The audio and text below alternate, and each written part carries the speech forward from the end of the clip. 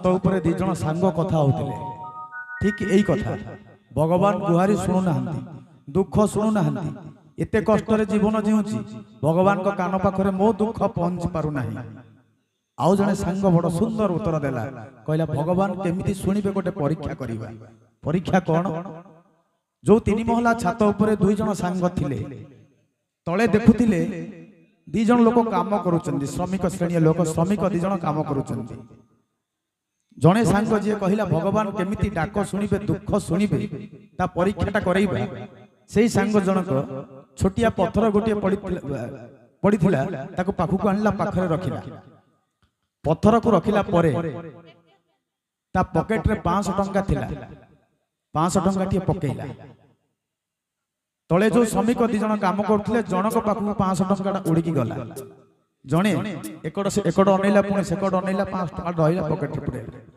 पुणी से लोक जनक आउ गोटे 500 टंका धरिला तळकु पकेइला आउ जण श्रमिक पाखरे पहुंचला से टंकाटा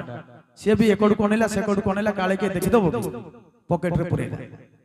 तापर जो पाखरे पत्थरटी रखितला लोक जनक पत्थरटी पकेइला जते बेले पत्थर पकेइला पत्थरटी जाई श्रमिक मुंडरे पड़िला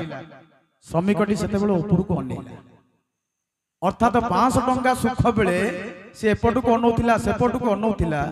जते बेले दुखर पत्थरटा मुंडरे पड़िला सेते बेले ऊपर को अनैला अर्थात भगवान को चाहिला। आम जीवन ठीक सेमिति सुख बेले आमे